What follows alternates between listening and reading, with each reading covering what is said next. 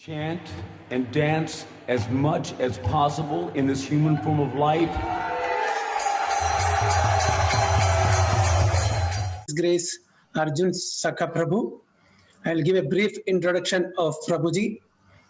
Arjun Sakhā Dāsa is a Diksha disciple of His Holiness Radha Gaudiya Goswami Maharaj, who is a senior disciple of Srila Prabhupada, very well known for his classes on Srimad Bhagavatam. Academically, Arjun Sakhā Prabhu holds a master's in information systems from New Jersey and spiritually holds a Bhakti Shastri degree from ISKCON, Chowpatty, Mumbai. And apart from that, Prabhuji is the younger brother of our dear Amrendra Prabhu, who is a dynamic preacher in ISKCON. All of us know Prabhuji. I think most of us are having Arjun Sakhā Prabhu's association for the first time. Okay, and today's program, as I told, that it is organized by Balram Desh Yatra, headed by His Grace Varda Gopal Prabhu, and Avadar Desh Yatra, headed by His Grace Bhurup Narsim Prabhu. So let us welcome Prabhuji by lovingly and loudly chanting 3 times Hare Krishna Mahamantra. Hare Krishna, Hare Krishna, Krishna Krishna, Hare Hare, Hare Ram, Ram Rama, Hare Hare. Hare Krishna, Krishna Krishna, Hare Hare, Hare Ram, Rama Rama, Hare Hare. Hare Krishna, Krishna Krishna, Hare Hare, Hare Rama, Hare Hare. So I also thank His Grace Sarvapalaka Ramdas Prabhu for connecting Prabhuji to us for this program today. So over to you, Prabhuji. Hare Krishna. Hare Krishna. Thank you so much, Siddha Gauranga Prabhu. And thank you so much to all the leaders at Avatari Desh and Balram Desh for very kindly having me in your Sangha. And before I begin, I would beg all the devotees to pray for me and shower me with their best wishes so that I may speak something in glorification of our Srila Rupa Goswami. Vancha kalpatarubhyascha kripa sindubhya evacha patitanam pavanebhyo vaishnavebhyo namo. Om ajnanathimiranधस्य ज्ञानाञ्जनशलाकया चक्षुरुन्मिलितं येन तस्मै श्री गुरवे नमः.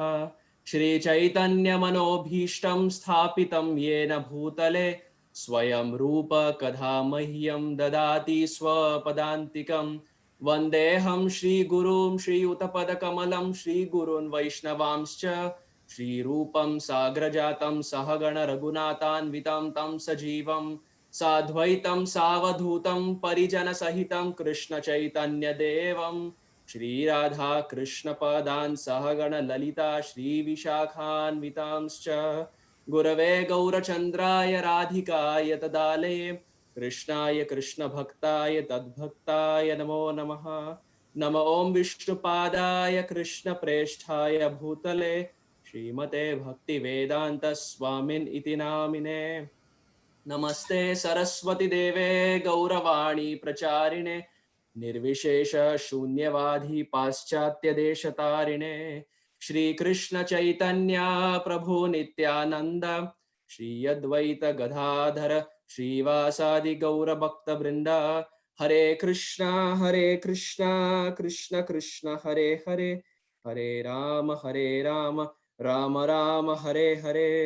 आनंद लीलामय विग्रहाय हेमाव दिव्य छवि सुंदराय तस्मै महाप्रेम रसप्रदाय चैतन्य चंद्राय नमो नमस्ते. चैतन्य चंद्राय नमो नमस्ते. चैतन्य चंद्राय नमो नमस्ते. Hare Krishna. So before we begin, just a quick sound check. Is the audio clear for everyone, dear devotees? Okay, thank you. So as Siddha Gauranga Prabhu already mentioned, this is the first time I am having the opportunity to serve all the devotees at both the places Avatari Desh and Balram Desh. So if there are any mistakes that I commit in this whole discussion, please kindly forgive me as Saragrahi Vaishnavas. And if there is anything good that comes up, the complete whole and soul credit goes to our beloved founder Acharya, Srila Prabhupada, and all the predecessor Acharyas. So basically today we are going to discuss from this most glorious book, that is the Nectar of Instruction. Now, this is a book that we are all aware of, called as the Upadeshamrit, one of the most important books as far as the Bhakti Shastri is concerned. Of the 4 books that Srila Prabhupada outlined in the course module of Bhakti Shastri, Upadeshamrit, Nectar of Instruction, happens to be one of them. So you have Nectar of Instruction, Nectar of Devotion, Ishopanishad, and the Bhagavad Gita. And in Nectar of Instruction, the first verse is something which probably every single devotee around the world is aware of, the Vaco vegam, Masa vegam verse. But today in our discussion, we will try to see this verse from a very different perspective, which we may or may not have come across. Srila Prabhupada in 1974-1975, when he published this book, in 1975, September of 1975, when he came up with this book, Prabhupada gave an instruction to all the book distributors. He said, this book has to be read and distributed by all of them. So at that time, the disciples, they told Prabhupada, yes, if the audios can be muted. Thank you. So Srila Prabhupada, he gave an instruction to all the book distributors that this has to be read and distributed by everyone. So at that time, the disciples, they came to Prabhupada and said, Prabhupada, this book has Vrindavan, it has Radha Kund, and it has all the high esoteric stuff towards the end of Nectar of Instruction. How will the normal people understand? To that, Prabhupada said, do as I am saying, read this book and distribute it. So this was a strong instruction that Prabhupada had given his disciples. So we will try to understand why Srila Prabhupada emphasized so much on this book of Nectar of Instruction, or the Upadeshamrit. So basically, to summarize, we will be starting the discussion by speaking on the identity of Rupa Goswami. We will be trying to understand who the author is. And then we will be trying to see the origin of these 11 verses, where they actually came up, who spoke these verses, and how can we understand or resonate with these verses. Because we see till the time we do not have a connect with the author, we may read the book, but we may not actually understand the mood of the author. But if we can understand under what circumstances this book was written, why was this book written, what are the instructions that I can understand from these books, if this fundamental idea can be understood, then we can understand the whole concept of this book. So fundamentally, we have to understand who Rupa Goswami is, who the author is. And as I said, that in this book of Nectar of Instruction, in the early pages, Srila Prabhupada, he makes this point that the advancement of the practitioner, it depends on the attitude of the practitioner. I repeat, Prabhupada says the advancement of the practitioner depends on the attitude of the practitioner. And this attitude of reading can be nurtured or cultivated only and only if we understand who Rupa Goswami is. Only if we know who that personality is, why he descended to this world, who he is in relation to Gauranga Mahaprabhu, then we can appreciate all his works, not just Nectar of Instruction, but even Nectar of Devotion and other books. But mainly our discussion will be centered around this book of Nectar of Instruction. So for the next 45 minutes or 1 hour or so, I literally beg devotees to kindly give your 100% to me, because generally we find that whenever people of this world read newspapers, or they watch television, or even when they have prasad, we generally never find any of them sleep.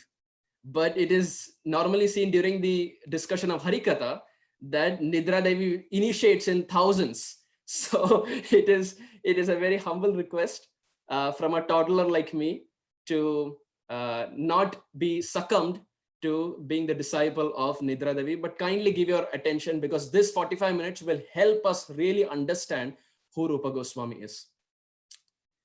The other day I was hearing in one of the memories of Shrutakirti Prabhu, who was one of the very famous secretaries of Prabhupada during 1972-1973.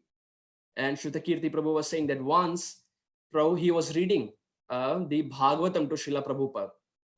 And Prabhupada, in his majestic royal way, was sitting and his eyes were closed. And Shrutakirti Prabhu was reading one verse after another, one verse after another, reading the translation, reading the purport, reading the translation. So he was going on. And after about good 30 minutes, there was no reaction from Prabhupada. His eyes were closed and there was no body movement. And Prabhupada was not saying anything. Prabhupada was not even saying, So Shrutakirti Prabhu was convinced that Prabhupada is taking rest. But now he cannot say this because it is the spiritual master who is sitting. So he was constantly reading. And at one point, it so happened that he read the 2 lines of the verse and then he coughed. So he read first 2 lines and then he coughed. And when he coughed, there was a pause of about good 5 seconds. And Prabhupada, with his eyes closed, completed the last 2 lines of that verse. So when he completed the last 2 lines of that verse, Shrutakirti Prabhu was amazed. He said, Prabhupada, I thought you were taking rest. And Prabhupada said, rest? Only a fool will take rest when Harikatha is being discussed. Prabhupada said, Nivritta tarshai rupagiya mana bhava aushada kshotra manobirama kaha uttama shloka gunanuvadat puman virajeta vina pashugna. Who will be that personality who will sleep when Harikatha is discussed? That Krishna Katha that cleanses the mirror of the heart, that does the Cheto Darpanam of the heart. Who will be that personality who will sleep when that discussion is going on? So Shrutakirti Prabhu was saying, Prabhupada emphatically made this point, not just to his disciples, but also to the next generation, making a strong point that Harikatha is not the time that we become succumbed to sleep. So for the next 45 minutes, we can keep sleep at bay, just like Haridas Thakur did. When the prostitute Mataji, she came, Haridas Thakur did not say no, but he said, let me finish my round and then I will attend to you. So similarly, we can ask Nidra Devi that let me, in next 45 minutes and to an hour, let me hear about Rupa Goswami and Sri Chaitanya Mahaprabhu. And later, I will attend to your call, just like Haridas Thakur did. So with this, we will very humbly begin our discussion. So we begin our discussion by chanting the Pranam mantra of Srila Rupa Goswami, whose identity as Rupa-manjari will be revealed in some time. So there is a very famous Pranam mantra that we can chant for Shri Rupa Goswami. Adadana-strinam dantair idam yache puna puna Shrimad Rupa Padam Bhojo Dhuli Syam Janma Janmani Shri Chaitanya Manobhishtam Sthapitam Yena Bhutale Swayam Rupa Kada Mahyam Dadati Swapadantikam. So the first verse was composed by Raghunath Das Goswami. Raghunath Das Goswami is praying. What is Das Goswami saying? Adadanas trinam dantai idam yache puna puna. He is saying, holding a grass clasped between my teeth, I pray this, I beg this again and again. Idam yache puna puna. Repeatedly I am begging this. Oh Das Goswami, what are you begging? Shrimad Rupa Padam Bhojau Dhuli Syam Janma Janmani. With grass clasped between my teeth, I pray this again and again and again, that lifetime after lifetime, may I become a speck of dust at the lotus feet of Rupa Goswami. Who is praying this? Raghunath Das Goswami. He is not praying to become a flower or a leaf or a tree or even a gopi, but he is praying to become a speck of dust at the lotus feet of Rupa Goswami. Raghunath Das Goswami, who is the Prayojan Acharya, who sat on the banks of Radhakund for 45 years and cried in separation from Gauranga Mahaprabhu, he is praying to become a speck of dust at the lotus feet of Shri Rupa Goswami. Shri Chaitanya Manobhishtam and Rupa Goswami, he established the heart's desire, Mana Abhishtam. He established the heart's desire of Gauranga Mahaprabhu. What was this heart's desire? Well, that is what we will see. The heart's desire that Rupa Goswami established. Srila Bhaktivinoda Thakur, out of the many songs that he wrote, in one of the song, he very beautifully, he writes down, he says, Vrishabhanu sutanvita vamatanum yamuna tata nagara nanda sutam murali kala gita vinoda param bhaja godruma kanana kunjavidum. Beautiful set of prayers. We will find this also in KK songs. Bhaja godruma kanana kunjavidum. So in this song, Bhaktivinoda Thakur, he's saying Vrishabhanu Suta. So Suta means child, like we have Shachi Suta, means the child of Sachi Mata. So Vrishabhanu Suta, the child or the daughter of Vrishabhanu Maharaj. Who is the daughter of Vrishabhanu Maharaj? Srimati Radharani. Vrishabhanu Sutanvita, Anvita. So this word Anvita means along with. Where have you heard this word Anvita before? The hint is Mangalacharan prayers. Vande Ham, Shri Guru, Shri Yuta Padakamalam, Shri Gurun Vaishnavamshta, Shri Rupam, Sagra Jatam, Sahagana Raghunath Tanvita, Anvita, Raghunath Anvita, Tamsa Jivam, Sadvaita, Savadhutam, Parijana Sahitam, Krishna Chaitanya Devam, Shri Radha, Krishna Padan, Sahagana Lalita, Shri Vishakha Anvita, Vishakhanvitamscha. So in our Mangalacharan, we find 2 times this word Anvita is used. This word Anvita basically means along with. So this is a small homework that we can do. We can try to see the word to word meaning of this beautiful Mangalacharan that Srila Prabhupada has given us, so that when we chant, we exactly know what the meaning is.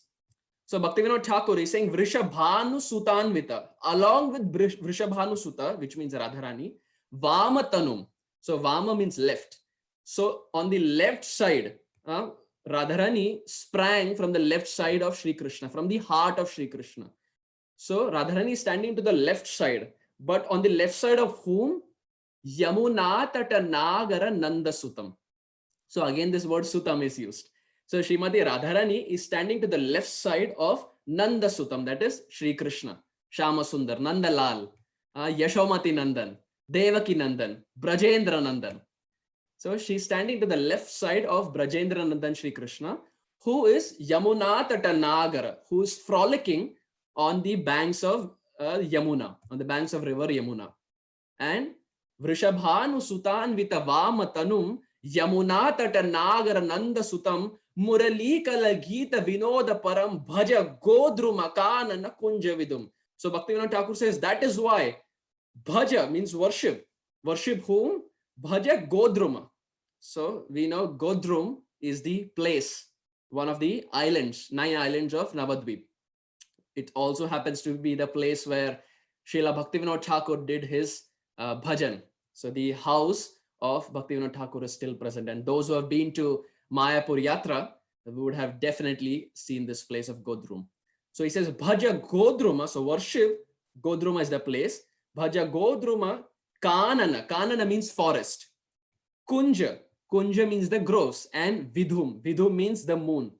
So Bhaktivinoda Thakur says, Bhaja, so worship the moon who is rising from behind the groves of the forest of Godrum. That is Sri Gauranga Mahaprabhu. Shachinandan Gauranga Mahaprabhu. Bhaja Godruma Kanana Kunjavidum. And who is this Chaitanya Mahaprabhu? Murali Kala Gita Vinoda Param. He is the same Krishna who plays the Murli. He is that same Brajendranandan Krishna who plays his flute and enchants the mind of the Braja Gopis. But now, in this dark age of Kali, he has appeared as the son of Mother Shachi. So Bhaja Godruma Kanana Kunjavidam. Worship that personality who is like the moon rising from behind the groves of the forest of Godrum. That is Sri Shachinandan Gauranga Mahaprabhu. Gaura Chandra, the moon like Gauranga Mahaprabhu. So Gauranga Mahaprabhu has been described by Sri Chaitanya Mahaprabhu at various instances, not just by Kaviraj Goswami, but also by Vrindavan Das Thakur, by Lochan Das Thakur in Chaitanya Mangal, and then by Murari Gupta, Swarup Damodar Goswami. Various instances, they all share their personal realizations and their interactions with Sri Gauranga Mahaprabhu.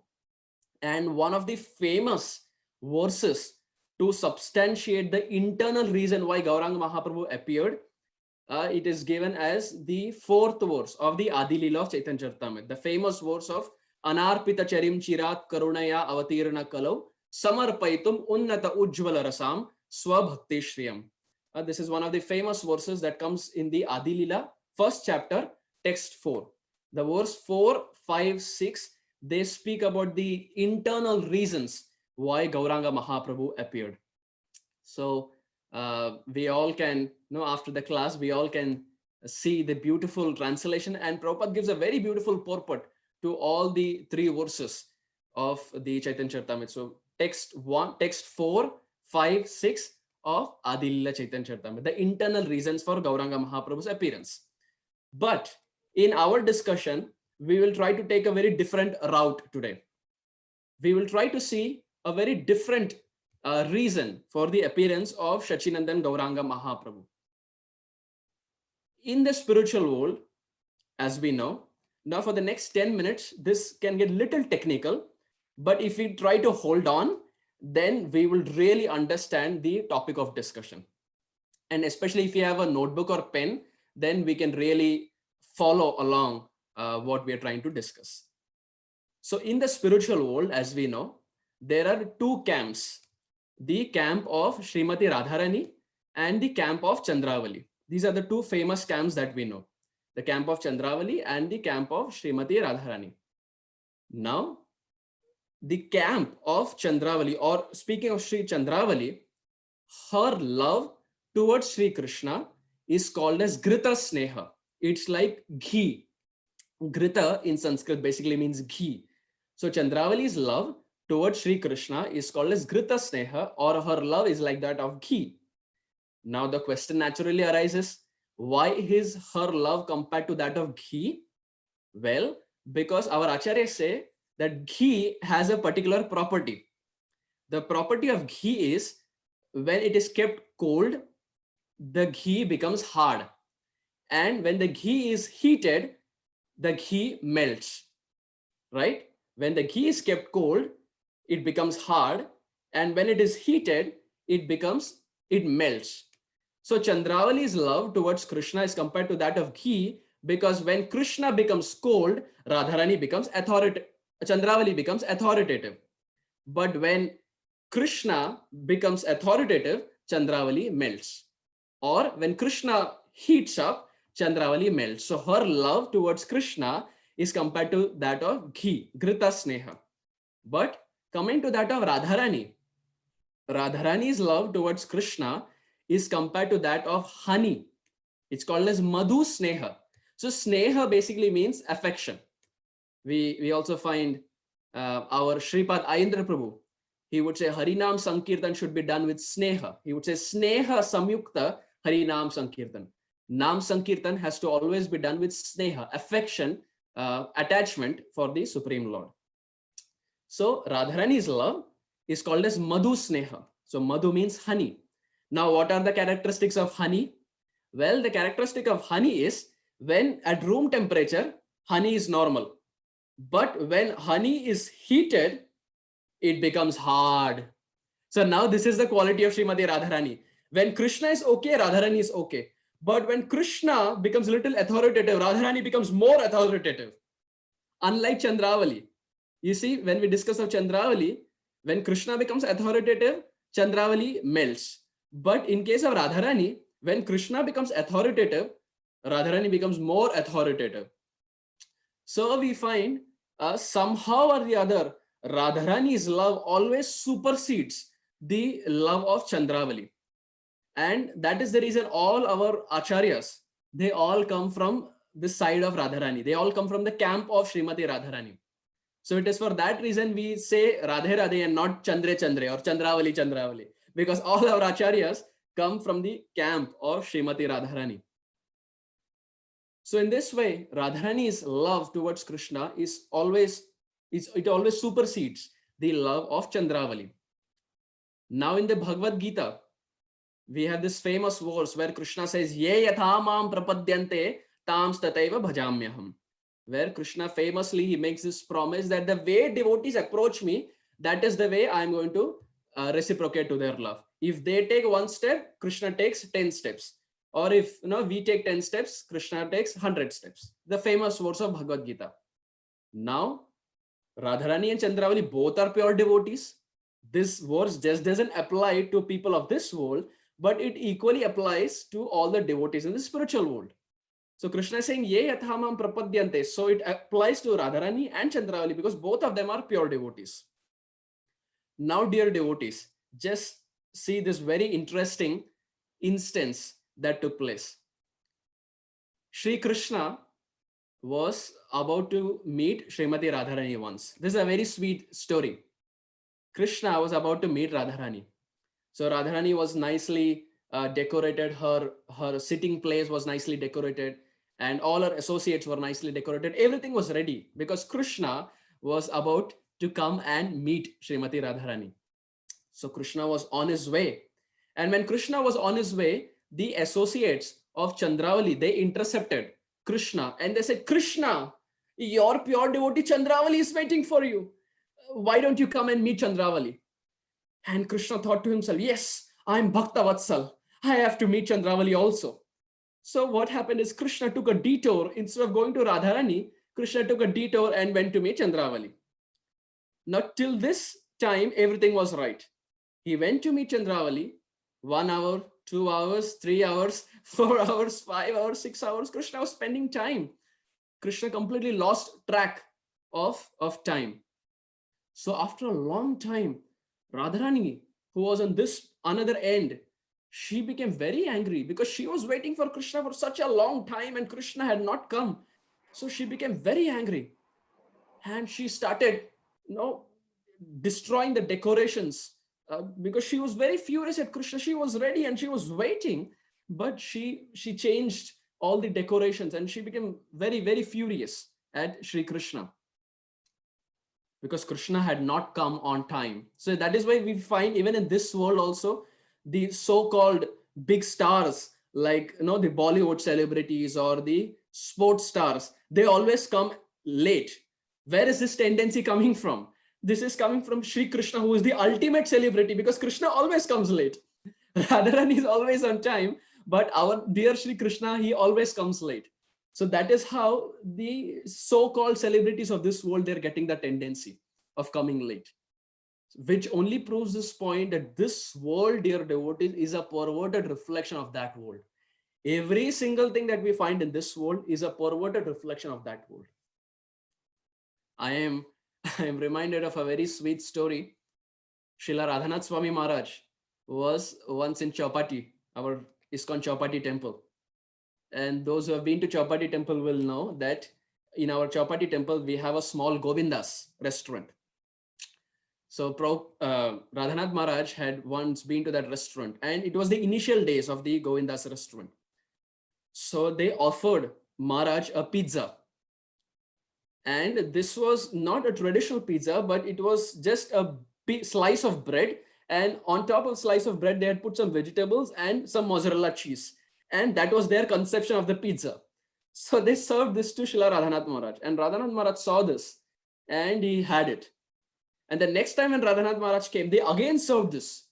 So again, Maharaj did not say anything and he had. The third time Maharaj came, they again served this because they were convinced that Maharaj has loved this recipe of their pizza. So after 3 attempts, Maharaj told them that, why don't you contact Kaustubha Prabhu from the Bhakti Center, New York? Because Kaustubha Prabhu is very expert in making pizzas. Even in Bhakti Center, Prabhu does the beautiful service of offering pizzas to Shri Radha Murlidhar. So Srila Radhanath Maharaj said, why don't you contact Kaustubha Prabhu from Bhakti Center, New York and learn from him how to make a pizza? So the devotee said, Maharaj, pizza? We are expert in making pizzas. You yourself have had 3 times. We are expert. I mean, no one can beat us in making pizzas. So Maharaj to that smiled and he said, yeah, you can contact Kaustubha Prabhu and you can learn from him. Maharaj did not say anything else. So then they followed the instruction of Srila Radhanath Maharaj and they contacted Kaustubha Prabhu. from the Bhakti Center. So Kaustubha Prabhu came and he very nicely taught how to make a pizza and how to do the, how to put all the vegetables and how to grill and put the cheese above, etc. Generally how we make a pizza. So he taught all the basics and all the details. And the next time when Radhanath Maharaj came, they followed this recipe that Kaustubha Prabhu had taught. And now they made a nice, big, large size pizza and they gave Maharaj. And Maharaj had this. And Maharaj said, now you have come to the spiritual world. All the while, whatever you're serving me, that was a perverted reflection of the pizza. But now what you have given me, that's actually the spiritual world. This is the real thing. So again, reiterating the point that whatever we see in this world is actually a perverted reflection of the spiritual world. The real substance is there in that world, but in a perverted sense, we find it in this world. So our Brajendra Nandan Krishna was now late. He had not come to meet Radharani, and Radharani in anger was destroying all the decorations. And she became so angry that whatever she saw black, wherever she saw black, in real love, in spontaneous love, she was only reminded of Krishna. Radharani's love is so high that even if she sees just black color, she is reminded of Shri Krishna. So now she was in anger. So she looked at Lalita and Vishaka, and Radharani said, whenever I see black, I am reminded of Krishna. I see black hair on your head, I am reminded of Krishna. Please go and shave off your hair. Radharani gave an instruction. And Lalita and Vishaka, who are so surrendered to Srimati Radharani, they followed the instructions and they shaved off their hair. And when they again came, Radharani looked and said, the eyebrows, that is also black. You got to shave them also. So Lalita and Vishaka, now they had shaved their head and now they even shaved their eyebrows. So now the third time they approached Srimati Radharani, and Radharani looked and Radharani said, the eyelashes, they are also black. But before Radharani could give an instruction, Shri Krishna, who is Paramatma in everyone's heart, he understood that his pure devotees Lalita and Vishaka are going through this. So immediately Krishna left Chandravali and he started walking towards Srimati Radharani, because now he has to protect Lalita and Vishaka. You see, Krishna is always in Vrindavan. He is pulled in a tug of war of love between his pure devotees, whether it is Vatsalya, whether it is Sakhya, whether it is Madhurya. There is a constant tug of war of love between his associates. So to protect Lalita and Vishaka, Krishna came. And when Krishna came, Lalita and Vishaka saw Krishna and they said, Krishna, seems like you're on time, aren't you? So now they were being sarcastic. And Krishna said, absolutely, I'm always on time. You see, I'm never late. I'm always on time. And Lalita said, yeah, we know how much time you're in. It's already 7 hours past the time that we gave you. Yeah, we definitely know how much you're on time. So in the meantime, Radharani, who was sitting inside, she heard the voice of Krishna. And Radharani was so angry that from inside she said, make sure that Krishna doesn't enter. Make sure that Shyamasundar doesn't enter. And if Shyamasundar enters, I will burn the whole of Braj Mandal with my vision. Lalita and Vishaka, make sure Krishna doesn't enter. So at this time, Krishna was caught. He didn't know what to do. So Krishna said, well, it is not my fault. Actually, Madhumangal had called me. So you see, Krishna cannot take now the name of Chandravali. So now to escape, Krishna said, actually, Lalita, it was Madhumangal who called me. I was playing with Madhumangal and Subal. I was playing with them. And while I was playing, I forgot. I lost track of time.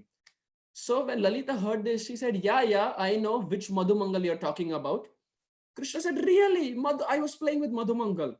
Lalita said, Krishna, please don't speak untruth. Our crow, when the crow was flying, it saw you. You were there with Chandravali, and the crow came and reported to us. That's why we know that you were with Chandravali. Krishna said, no, the crow is lying. How can the crow speak truth? The crow said, no, I saw. And the moment the crow was saying, the peacock came there. Peacock said, I also saw. Krishna was with Chandravali. So Krishna at that time was thinking, Are Baba, I am holding your peacock feather on my head. Instead of being on my side, you're taking Radharani's side. You should be on my side. But the peacock said, no, Krishna, I saw you are with Chandravali, which only proves the point that in Vrindavan, all the associates are on the side of Radharani. Everyone, including the birds, the trees, the animals, the associates, the waves of the Yamuna, everyone are on the side of Srimati Radharani. So now Krishna was completely cornered. Krishna didn't know what to say. And before Krishna could say anything, a sparrow also came, and sparrow said, I also saw Krishna was with Chandravali. So now Krishna was completely cornered. So at that time, Lalita and Vishaka, they took sticks and they stood as Dwarpal, as guards outside the sitting place of Radharani. And they said, Krishna, you cannot enter, because Radharani's strict instruction is there. So you cannot enter. But if you want to enter to meet Radharani, who is your purest devotee, you have to do prayaschitta. You have to do atonement. Are you willing to go through atonement, Krishna? And Krishna said, I'm ready to do anything. I am ready to do anything to meet my pure devotees, Shri Krishna, to meet my pure devotee Radharani. So Lalita said, okay, if you're ready to do atonement, the first thing that you have to do is you have to give up your threefold bending form, Krishna. This form is a little crooked. You're bent in three places. So first of all, stand straight. Don't stand crooked. Stand straight. So Krishna immediately stood straight. And then Lalita and Vishaka, they saw and they said, give up your peacock feather. Because with your peacock feather and your murli, your flute, you're enchanting all the Brajavasis.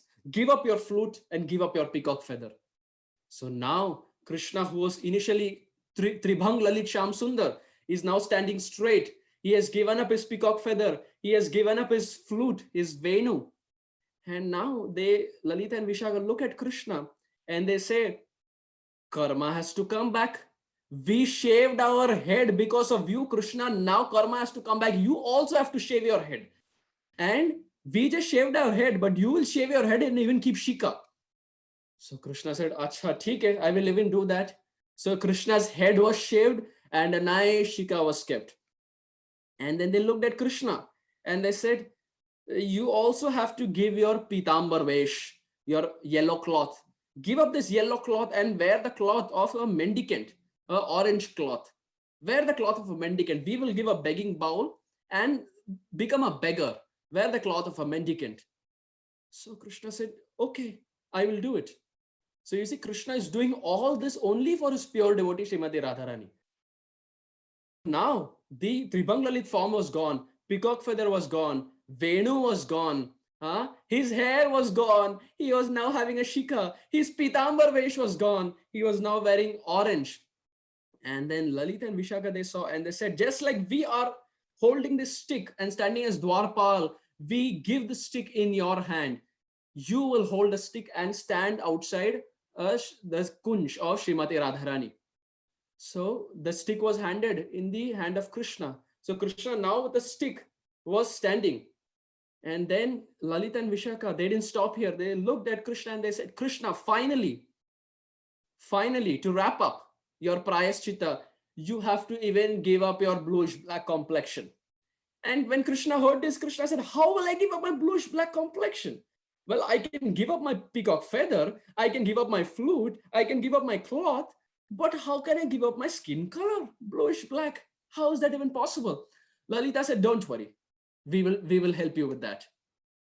And Lalita said, as prayaschitta, the first condition is you will sit outside the sitting place of Radharani, and for 3 days and 3 nights, Krishna, you will chant the name of Radharani. You will not move anywhere. For 3 days and 3 nights, Krishna, you will chant the name of Radharani. When you do that, second condition, you will go around everywhere extolling the glories of Radharani. You will preach about the glories of Srimati Radharani. Only when you do this can you come back to meet Srimati Radharani. So Krishna said, okay, theek hai, I will do that. So Krishna very innocently outside the sitting place of Radharani for 3 days and 3 nights, Krishna was chanting Radhe, Radhe, Radhe, and tears in his eyes. to such an extent, dear devotees. For after 3 days and 3 nights, there was so much transformation in Krishna's heart that the bluish black complexion, the Navaghana Sham, the Megha Sham complexion of Shri Krishna turned into molten gold. From bluish black complexion, he was now molten gold. The Sham Sundar of Dopar had become Gaur Sundar of Kali, and this was the first ever demonstration of Krishna Chandra becoming Gaur Chandra. Shri Gauranga Mahaprabhu ki jai. So Krishna had turned into Gauranga Mahaprabhu, and Krishna told Lalita, okay, 3 days and 3 nights are done. Now can I meet Radharani? They said, no, part 1 is done. Part 2, now you have to go out and preach the glories of Srimati Radharani. Krishna said, okay, theek hai, I will do this. For this reason, dear devotees, for 48 years, that same Krishna came down to preach the glories of Radharani as prayaschita, as atonement that Lalita and Vishaka imposed upon him. Why? Because he was late in meeting Srimati Radharani. So the next time we see our deities, Gauranga, Mahaprabhu, we should tell Mahaprabhu that, my dear Lord, out of the many reasons you appeared, I know for a fact that one reason that you appeared is you came late to meet Radharani. And this was the punishment that Lalita and Vishaka gave you. So as prayaschita, you came down to this world. So Gauranga Mahaprabhu came down. For 48 years, he was speaking and preaching the glories of Srimati Radharani. Now, dear devotees, for example, if I take 1 crore rupees from Siddha Gauranga Prabhu, just as an example, I have not taken, but just as an example, if I take 1 crore rupees from Siddha Gauranga Prabhu, and then the next time I meet Siddha Gauranga Prabhu, I take another 1 crore rupees. And the next time I meet him, I take another 1 crore rupees. By doing so, at the end, I take a sum total of, suppose, 5 crore rupees. And now what has happened is, I've taken money from him with the promise of returning, but now I'm unable to repay. I have taken 5 crores from Siddha Gauranga Prabhuji, but now I'm unable to repay. So what will happen to me? Every time I see Siddha Gauranga Prabhu, my head will bow down in shame that I took so much money from him, but I am unable to repay. Right? Is it not? This is the predicament, dear devotees of Shri Krishna. He has taken so much love from the Brajavasis. And Krishna has given the promise, Ye yathamam prapadyante, the way you come to me, that is the way I will reciprocate. But this holds true in Mathura. This holds true in Dwaraka. This holds true in Avanti. But in Vrindavan, the Brajavasis are so much in love with Krishna that they don't want anything from Krishna. No, in Hindi, they say, Bhagavan se mat mango, Bhagavan ko mango. Which means don't ask things from God, ask God himself. Because with God, you will also get the things that he possesses. Bhagavan se mat mango, Bhagavan ko mango. So the Brajavasis, they don't ask anything from Krishna. So now Krishna has taken so much love from the Brajavasis that he is unable to repay. And it is for this reason, dear devotees, in the 10th canto, Krishna says, Na parayeham niravadya samyujam swasadhu krityam. He says, my dear Brajavasis, even in the lifetime of Brahma, I cannot repay even an iota of the love that you have bestowed upon me. Na parayeham, I cannot repay. I made a promise, but as Krishna, I have failed in this promise. To the Brajavasis, I cannot repay their love. And the highest epitome of that love in Vrindavan is Srimati Radharani. So Krishna has made this promise, but he is unable to fulfill that promise that he has kept. Na parayeham niravadya samyujam. He is not able to fulfill the desire of the Brajavasis even in a lifetime, even in a day of Brahma. Now extending this analogy, now I have taken money from Prabhuji. My head is bowing down in shame. So naturally, what will I do? I will go to Siddha Gauranga Prabhu and say, Prabhu, I took 5 crores from you, but I am unable to repay. But if you kindly forgive me, I will go around and glorify how great you are, I will go around and tell the whole devotee community around the world that how great Siddha Gauranga Prabhu is, that even after giving me 5 crores of money, he is not expecting anything in return, and very kindly he has forgiven me. This is the best I can do from my side. This, dear devotees, exactly is what Krishna did. Krishna fell at the feet of Brajavasis and said, I cannot repay. He fell at the feet of Radharani and said, I cannot repay, but oh Radharani, if you forgive me, I will go around and preach your glories and extol your glories to the whole world as to how great you are, that even after giving so much love to me, you do not expect anything in return. So when Radharani forgave Krishna, that is when Shri Krishna's Samasundar comes down as Gaur Sundar to spread and preach and sing the glories of Srimati Radharani. Jadi Gaur na hoito, tabe ki hoito, kemone dharitam der, Radhar mahima, prema rasasima jagata janata ke. How would the world have ever known the glories of Radharani if Gauranga Mahaprabhu had not come down? This, dear devotees, is the most unique contribution of Sri Sachinandan Gaura Hari. So Chaitanya Mahaprabhu is coming for 2 purposes. Prema rasa niryas korite aswadan, rag marg bhakti loke korite pracharan, rasika shekhara Krishna parama karuna, edui hetu hoite ichhara udgama. Sachinandan Gaura Hari Kaviraj Goswami saying comes for 2 purposes. Premaras niryas korite aswadan, to taste the love of the Brajavasis, and Ragmarg Bhakti Loke Korite Pracharan, and to preach that love. To taste the love and to preach the love of the Brajavasis, Shama Sundar comes down as Gaur Sundar. Tribhang Lalit Shama Sundar of Vrindavan comes down as Sachinandan Gauranga Mahaprabhu as Navadvip Chandra. But it's very interesting to note, when Mahaprabhu comes down, Mahaprabhu, we say, is giving Madhurya Ras, is giving the love of Radharani. But very interesting to note, this was already given by Nimbarka Acharya. We see even in Nimbarka Sampradaya, they worship Radha and Krishna, which means Nimbarka Acharya had already given this. So then why is Gauranga Mahaprabhu coming down if the love of Radharani is already given? Right? If Nimbarka Acharya has already given the glories of Radharani, then why is Gauranga Mahaprabhu coming down? Is he coming down to speak the same thing? No. Here comes the interesting part. Kaviraj Goswami answers this in Chaitanya Charitamrita. So time and again we are saying, we are basing our whole discussion on Chaitanya Charitamrita. And it is for this reason Prabhupada said this is the postdoc study. This is the ultimate expression of love of Radha and Krishna for the fallen Kali Yuga Jivas. This book of Chaitanya Charitamrita is extremely deep.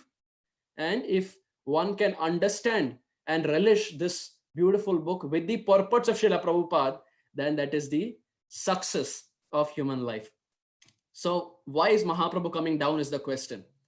Srila Kaviraj Goswami answers. He says, Anarpita charim chirat karunaya avatirana kalau samarpaitum unnata ujjvala rasam swabhakti shriyam.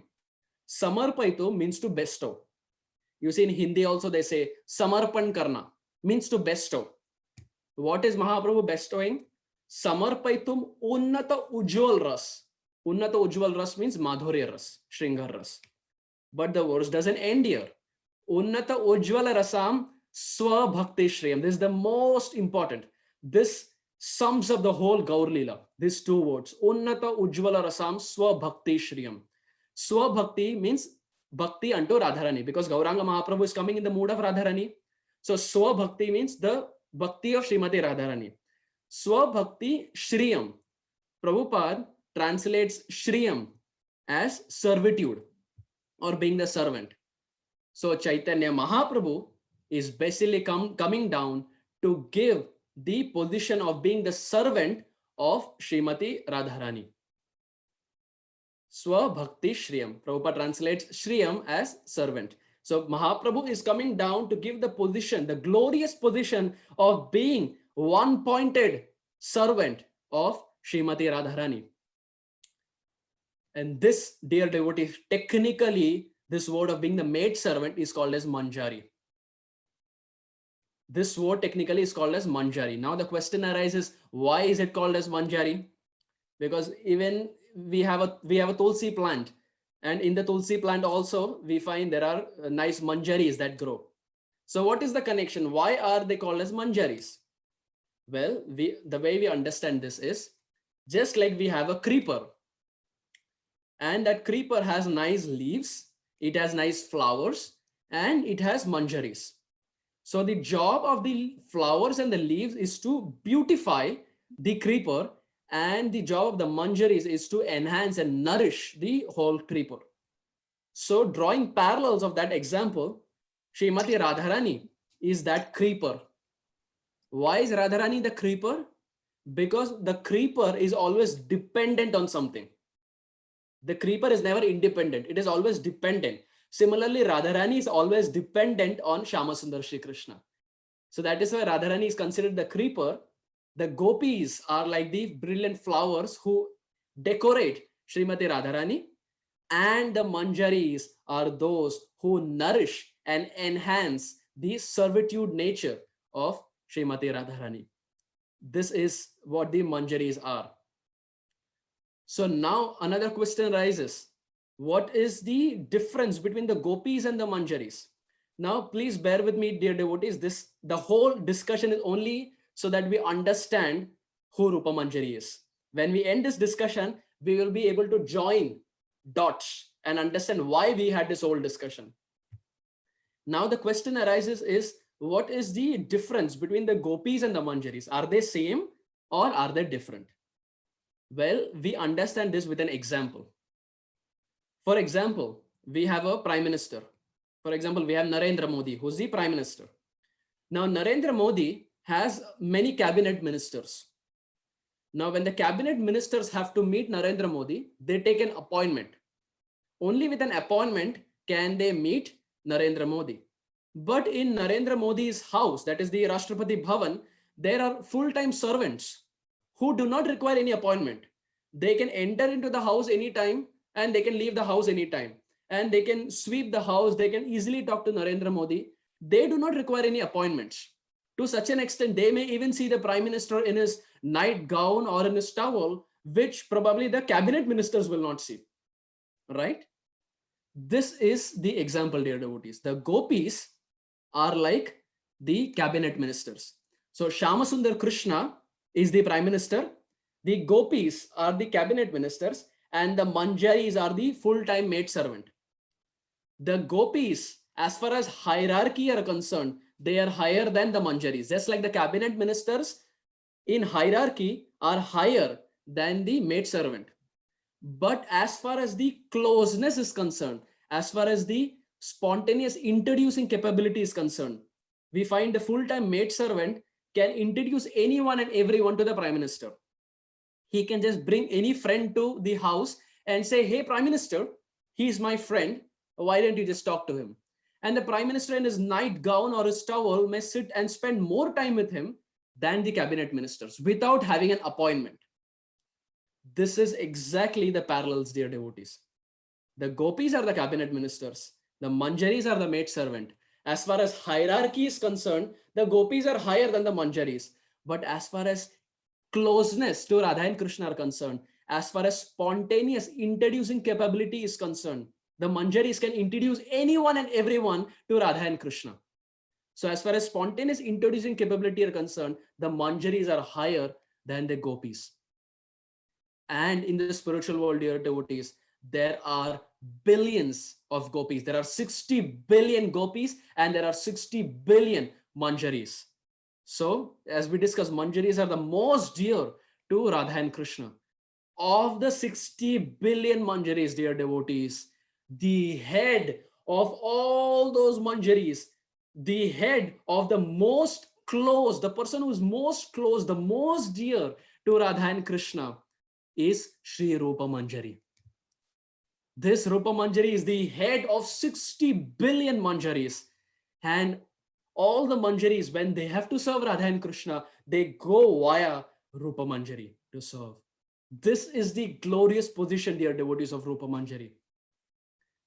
So this movement of ISKCON is a gift of Prabhupada from the spiritual world.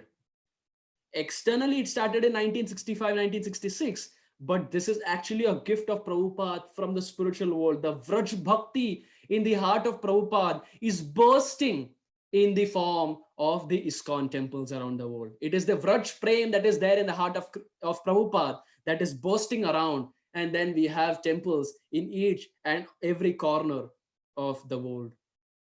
It is for this reason, dear devotees, even Narottama Dasa Thakura, he says, Shri Rupa-manjari-pada, sei mora sampada, sei mora bhajana pujana, sei mora bhajana pujan, Shri Rupa-manjari-pada, sei mora sampada. Narottama Dasa Thakura, who himself is a manjari, is praying for the lotus feet of Rupa Manjari. So we can understand the glorious position of Rupa Manjari. All our acharyas, Vishwanath Chakravarti, Raghunath Das Goswami, Srinivasa Acharya, Narottama Dasa Thakura, Shyamanand Prabhu, Jagannath Das Babaji, Bhakti Vinod Thakur, Gaur Kishore Das Babaji, Bhakti Siddhanta Saraswati Thakur, all of them are coming from the camp of Radharani. And to be more precise, all of them are manjaris. And to be more precise, all of them are serving under the auspices of Shri Rupa Manjari. This, dear devotees, is the most glorious position of Srila Rupa Manjari. But who is more merciful than that Rupa Manjari? It is Rupa Goswami. When that Rupa Manjari is dipped with more compassion, she as he comes down to this world as Rupa Goswami to give the process through which even we can attain the same goal of serving Radha and Krishna. Isn't this glorious, dear devotees? That same Rupa Manjari, dipped with more compassion, is coming down to this world as Rupa Manjari, as Rupa Goswami, and writing books after books after books, so that we also understand the path through which we can get that position. And one of those books, dear devotees, is the Upadesha Amrit. One of those books is Nectar of Instruction. So if we have a weighing scale and we keep Bhagavad Gita on one side and we keep Nectar of Instruction on one side, which will go down? As far as weight is concerned, the Bhagavad Gita will go down. But as far as rasa and depth is concerned, this book, this 100 odd pages, 130 odd pages, this book of Nectar of Instruction will go down. Why? Because this is words emanating directly from the lips of Rupa Manjari, who's the head of 60 billion manjaris of the spiritual world. Now, dear devotees, do we understand the gift that has been bestowed to us in our lives by Srila Prabhupada? This 100 pages is the treasure, is the heart, is the sum and bonum of the Gaudiya Vaishnavas. It is this book that helps us to attain the path of serving Radha and Krishna in the spiritual world. So this is a very deep book that Srila Prabhupada has given us. And this is the reason, dear devotees, Prabhupada kept this book as mandatory in Bhakti Shastri. Even Krishna book is not kept mandatory, if you see. Krishna book has so many pastimes, but Prabhupada did not keep Krishna book as mandatory for Bhakti Shastri. Why? Because Krishna book is filled with rasa and Nectar of Instruction is filled with chastisement. These are the instructions for chastisement to the mind. And for us to start our bhakti, we require chastisement to the mind. So it is for this reason Prabhupada instructed every book distributor, every disciple, all the followers of the Krishna consciousness movement to study this glorious book of Nectar of Instruction, so that we understand how we can attain the glorious position of serving Radha and Krishna in the spiritual world. This is the contribution, dear devotees, of Srila Prabhupada. And that is why we see, before Prabhupada came to the West, where was Prabhupada living? Prabhupada was living at the Radha Damodar temple. Why? Because it had the beautiful samadhi of Srila Rupa Goswami. From Prabhupada's kitchen, Prabhupada would see the beautiful samadhi of Srila Rupa Goswami. In the first ever edition of the Nectar of Instruction, what is the cover page? It is the Samadhi of Rupa Goswami. So Prabhupada time and again is indirectly teaching us to surrender our life to the lotus feet of Rupa Goswami. Srila Prabhupada once he shared with one of his confidential disciples. Srila Prabhupada said that before he came to the West, Prabhupada would sweep the courtyard of Radha Damodar. He would sweep the courtyard of Rupa Goswami Samadhi. And when he would sweep, Prabhupada would call out, "Hey Rupa, hey Sanatan, hey Jiva, hey Raghunath Das, hey Raghunath Bhatta, hey Gopal Bhatta. How will I preach the message of Gauranga Mahaprabhu? My Gurudev has given me the instruction to preach in English language, but how will I do it? How will an old 70-year-old man do it?" And Srila Prabhupada revealed when he was sweeping and begging and shedding tears from his eyes, Rupa Goswami, Sanatan Goswami, accompanied with Jiva Goswami, they appeared in front of Prabhupada. And they told Prabhupada, "Oh Swamiji, oh Baba, don't worry. You go to the West. We are coming with you. You speak and we will profusely empower you. Oh Prabhupada, don't worry. We are there with you." Srila Prabhupada personally told this to one of his disciples. And that is why, dear devotees, if we see the first line of the preface of Nectar of Instruction, Prabhupada starts off by saying, this Krishna consciousness movement is under the guidance of Srila Rupa Goswami. The first line of Nectar of Instruction. Prabhupada doesn't give the credit to himself. If we see Prabhupada always, he would say, all this is because of my Guru Maharaj, Srila Saraswati Thakur, who is receiving this from Srila Rupa Goswami. So whatever wealth that we have is all coming from Rupa Manjari, who dipped with more compassion is Rupa Goswami. That is why, dear devotees, we are called as rupanugas, followers of that Rupa Goswami. So it's a matter of great pride that we are rupanugas. Till the time we don't understand this connect, till the time we don't understand this mood, we don't resonate with this mood of Rupa Goswami, till that time we may be in the sampradaya, but we may technically not be rupanugas. Because to be rupanugas, we have to resonate with this mood of Rupa Goswami, who is not different from Rupa Manjari. So dear devotees, why did I discuss all this? Why did I build this whole discussion from the Kunj of Srimati Radharani? Why did I speak up about Chandravali and Radharani? Only so that we understand who Rupa Manjari is. And when we understand the position of Rupa Manjari, that is when we will understand Rupa Goswami. So I had to discuss this whole thing to understand who the author is. When we understand the author, only and only and only then can we understand his glorious work of Upadeshamrit.